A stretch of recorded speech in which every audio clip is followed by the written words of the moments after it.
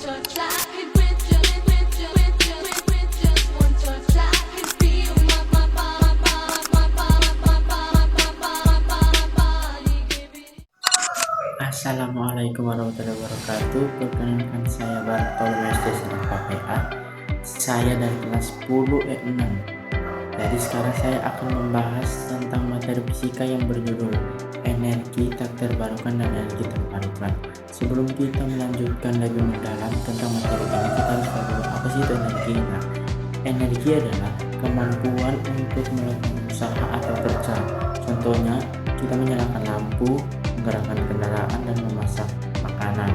Nah, jadi teman-teman, itu adalah pengertian dari energi. Nah, kita masuk kepada energi terbarukan.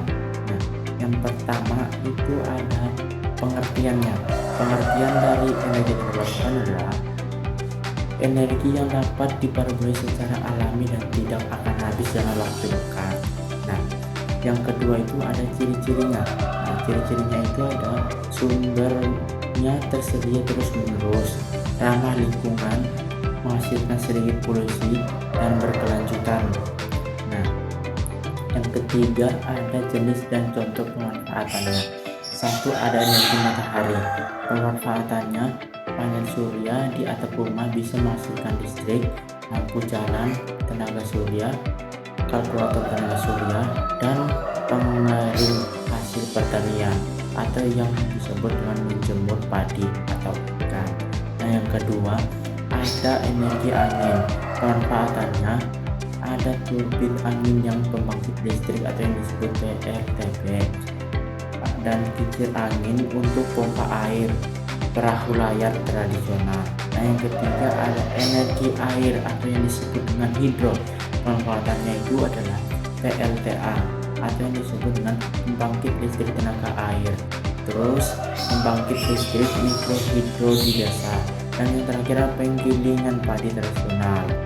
Nah, yang keempat itu ada energi panas bumi. Pemanfaatan dari energi panas bumi itu PLTB atau yang disebut pembangkit listrik tenaga panas bumi.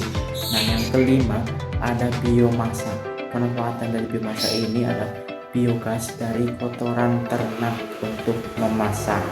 Nah, terus ada biofuel atau yang disebut biodiesel dan bioetanol sebagai bahan bakar kendaraan, dan briket dari limbah kayu.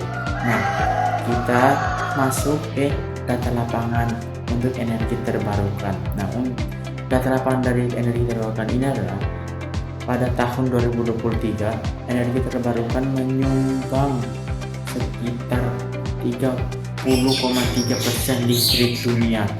Terus lebih dari 40% listrik global berasal dari sumber rendah karbon. Indonesia memiliki potensi energi terbarukan yang sangat besar, terutama panas bumi dan tenaga surya. Nah, jadi teman-teman, itu pengertian dari energi terbarukan. Nah, sekarang kita masuk ke energi tak terbarukan. Nah, yang pertama ada pengertiannya dari energi terbarukan ini. Energi terbarukan adalah energi yang jumlahnya terbatas dan bisa habis karena terbentuknya dalam waktu jutaan tahun. Nah, yang kedua ada ciri-cirinya dari energi tak terbarukan ini. Itu ada cadangannya terbatas, tidak dapat diperbarui dengan cepat, dan menyebabkan polusi. Nah, yang kedua itu ada jenis contoh pemanfaatannya. Satu, ada minyak bumi. Pemanfaatannya bensin dan solar untuk kendaraan, bahan baku plastik, dan aspal untuk jalan raya. Nah, yang kedua ada batu bara. Pemanfaatan dari batu bara ada PLTU untuk menghasilkan listrik. Yang ketiga ada gas alam. Pemanfaatan dari gas alam ada LPG untuk memasak dan bahan bakar pembangkit listrik. Dan industri pupuk. Nah, yang keempat ada energi nuklir. Manfaatannya PLTN untuk listrik, teknologi medis, dan radioter kanker.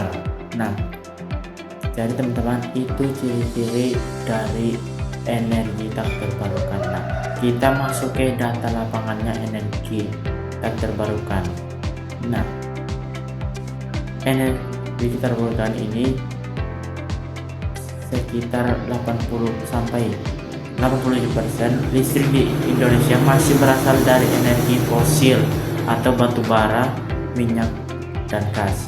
Energi terbarukan baru menyumbang sekitar 14-15% dari total energi nasional. Nah, jadi teman-teman, itu data lapangan untuk energi terbarukan. Kita masuk untuk perbandingan singkat untuk energi terbarukan dan terbarukan.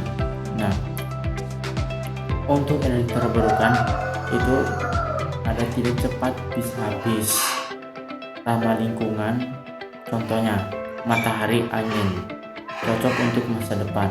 Dan untuk energi terbarukan adalah menyebabkan polusi, contohnya minyak, batu bara, masih dominan saat ini.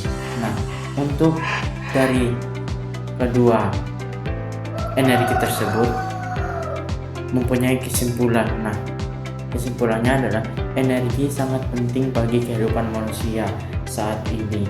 Di dunia masih banyak menggunakan energi tak terbarukan, tetapi perlahan mulai beralih ke energi terbarukan karena lebih ramah lingkungan dan berkelanjutan.